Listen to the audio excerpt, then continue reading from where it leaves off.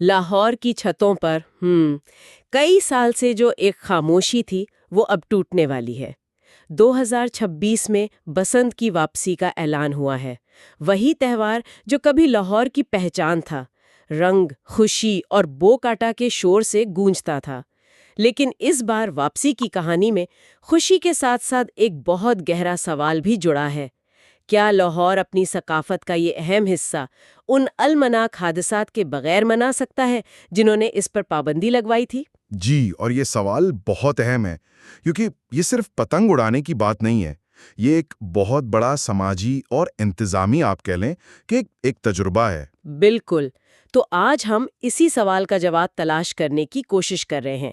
ہمارے پاس پنجاب حکومت کی پالیسی، ریسکیو 11/22 کا ایک تفصیلی ایمرجنسی پلان اور اس تہوار سے جڑے دوسرے پہلوؤں پر بھی مواد موجود ہے۔ ہمارا مقصد یہ سمجھنا ہے کہ فروری 2026 میں ہونے والی یہ بسنت ماضی سے کیسے مختلف ہوگی، اور اس کی کامیابی یا ناکامی کا انحصار کن چیزوں پر ہے؟ دیکھیں، بسنت کا خوشی اور خطرے سے ایک بہت پرانا رشتہ ہے۔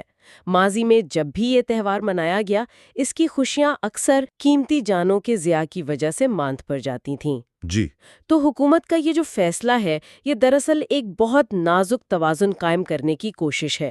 مطلب ثقافت کو زندہ کرنے اور شہریوں کی زندگیوں کو محفوظ بنانے کے درمیان ایک بیلنس۔ تو آئیے اس منصوبے کو ذرا سمجھنے کی کوشش کرتے ہیں۔ سب سے پہلی اور سب سے بڑی تبدیلی تو یہی ہے کہ یہ بسنت پورے پنجاب میں نہیں ہوگی، یہ صرف اور صرف لاہور شہر تک محدود ہوگی۔ جی، وزیر اعلیٰ پنجاب محترمہ مریم نواز کی طرف سے بہت واضح ہدایات ہیں۔ ممنوعہ ڈور یعنی کیمیکل یا دھاتی تار والی ڈور، اس پر 0 ٹالرنس ہوگی اور شہریوں کی حفاظت ہر چیز پر مقدم ہوگی۔ اور یہاں سب سے اہم نقطہ لاہور تک محدود کرنا ہے۔ یہ کوئی اتفاقی فیصلہ نہیں ہے۔ اس سے ظاہر ہوتا ہے کہ حکومت اسے ایک ملک گیر تہوار کے طور پر نہیں دیکھ رہی، بلکہ ایک پائلٹ پروجیکٹ یا ایک کنٹرولڈ تجربے کے طور پر دیکھ رہی ہے۔ اچھا، ایک ٹیسٹ کیس کی طرح؟ بالکل، ایک ٹیسٹ کیس۔ اگر لاہور کا ماڈل کامیاب ہوتا ہے تو شاید مستقبل میں اسے دوسرے شہروں تک پھیلایا جائے، لیکن اگر یہ ناکام ہوتا ہے تو نقصان کو ایک شہر تک محدود رکھا جا سکتا ہے۔ یہ ماضی کی غلطیوں سے سیکھا گیا ایک بہت بڑا سبق ہے۔ یہ بہت دلچسپ نکتہ ہے کہ اسے ایک ٹیسٹ کیس کے طور پر دیکھا جا رہا ہے، لیکن اس ٹیسٹ کیس کو کامیاب بنانے کے لیے زمین پر کیا انتظامات کیے جا رہے ہیں؟ خاص طور پر ریسکیو 1122 جیسی ایمرجنسی سروس کے لیے یہ کتنا بڑا چیلنج ہے؟ چیلنج تو بہت بڑا ہے۔ یہ کوئی زلزلہ یا آگ لگنے کا واقعہ نہیں ہے، یہ ایک ایسا تہوار ہے جس کے خطرات پورے شہر میں پھیلے ہوئے ہیں۔ بالکل، اور اسی لیے ان کا ایمرجنسی پلان بھی روایتی منصوبوں سے بہت مختلف ہے۔ یہ صرف ایمبولینسز کو سٹینڈ بائی رکھنے کا نام نہیں ہے، یہ ڈیٹا پر مبنی ایک اسٹریٹجک منصوبہ ہے۔ اچھا، وہ کیسے؟ مثال کے طور پر ماضی کے اعداد و شمار بتاتے ہیں کہ بسنت کے دوران سب سے زیادہ جو شدید زخمی ہونے کے واقعات ہیں وہ چھتوں سے گرنے کی وجہ سے ہوتے تھے۔ جی ہاں، یہ تو ہے۔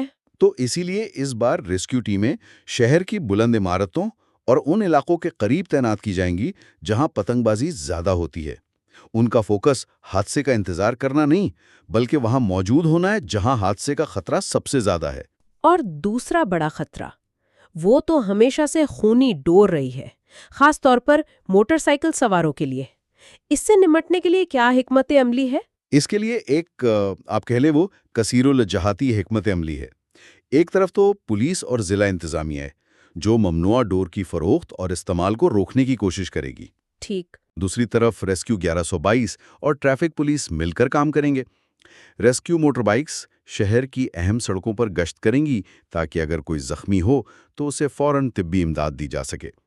ساتھ ہی شہر کے بڑے ہسپتالوں میں پہلے سے ہی ایمرجنسی وارڈز کو الرٹ کر دیا گیا ہے تاکہ کسی بھی قسم کی تاخیر نہ ہو۔ مطلب ایک پورا سسٹم بنایا جا رہا ہے۔ جی، یہ ایک مکمل ایکو سسٹم بنانے کی کوشش ہے جس میں روک تھام، فوری رسپانس اور طبی امداد تینوں شامل ہیں۔ لیکن یہاں ایک عملی سوال پیدا ہوتا ہے۔ 0 ٹالرنس کی پالیسی کاغذ پر تو بہت اچھی لگتی ہے، مگر لاہور جیسے کروڑوں کی آبادی والے شہر میں جہاں ہزاروں چھتوں پر لوگ پتنگ اڑا رہے ہوں، اس پر عمل درآمد کیسے یقینی بنایا جائے گا؟ کیا ہر چھت پر ایک پولیس اہلکار کھڑا کرنا ممکن ہے؟ یہی اس پورے منصوبے کا سب سے بڑا چیلنج ہے۔ اور ممکنہ طور پر سب سے کمزور پہلو بھی۔ حقیقت یہ ہے کہ صرف قانون نافذ کرنے والے ادارے اس پر عمل درآمد نہیں کروا سکتے۔ تو پھر اس کی کامیابی کا انحصار عوامی تعاون پر ہے اور حکومت یہ بات جانتی ہے۔ اسی لیے اس منصوبے کا ایک بہت بڑا حصہ ایک وسیع آگاہی مہم پر مشتمل ہے۔ یہ صرف ایک تہوار کو کنٹرول کرنے کی کوشش نہیں ہے، سوچ کو تبدیل کرنے کی کوشش ہے۔ اچھا، تو یہ ذمہ داری حکومت سے عوام کی طرف منتقل کی جا رہی ہے۔ اس آگاہی مہم میں کیا شامل ہے؟ مطلب شہریوں سے کیا کرنے کو کہا جا رہا ہے؟ اس میں کئی چیزیں شامل ہیں۔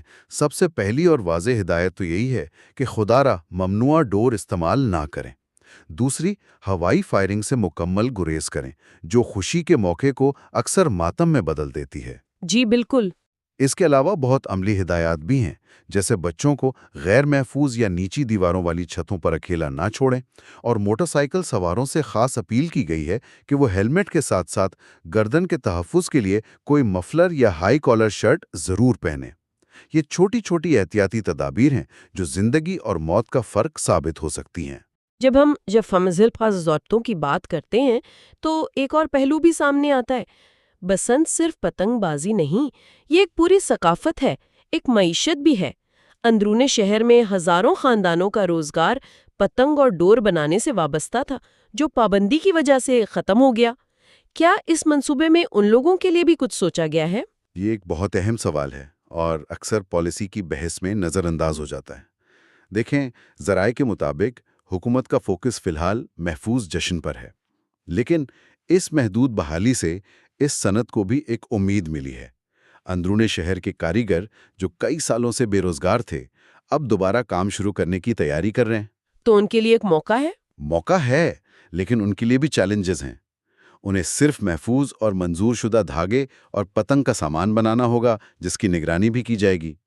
تو ایک طرف روزگار کا موقع ہے، لیکن دوسری طرف سخت قوانین کی پابندی بھی ہے۔ اہمیت رکھتا ہے، جس نے بسنت کے دونوں رخ دیکھے ہیں، خوشی بھی اور اس سے جڑی ٹریجڈی بھی۔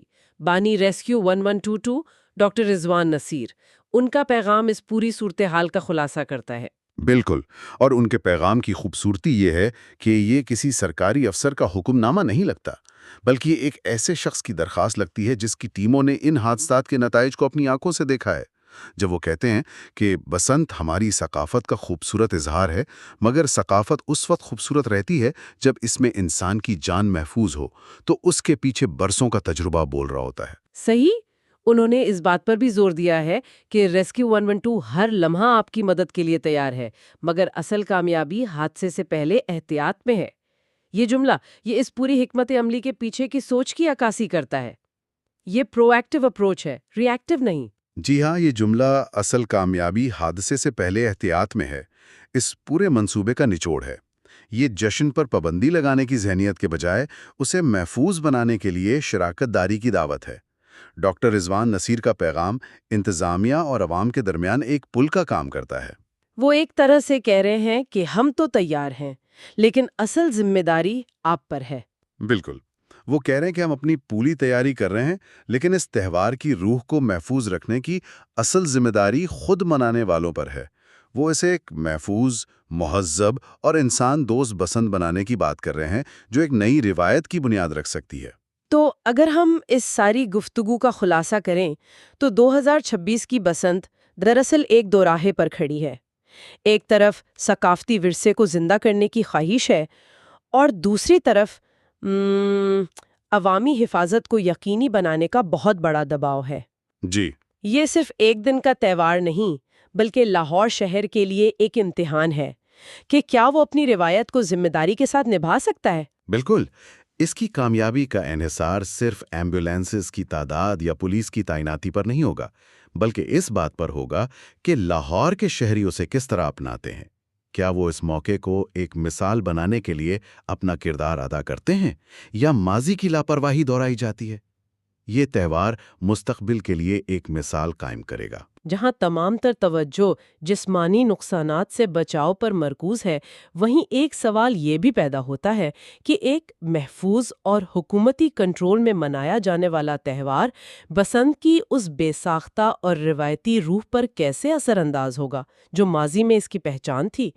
کیا سخت ضابطوں کے تحت منایا جانے والا تہوار وہی ثقافتی جوہر برقرار رکھ پائے گا، یا یہ آنے والی نسلوں کے لیے ایک نئی، زیادہ منظم اور شاید کچھ کم پرجوش روایت کا آغاز ہے؟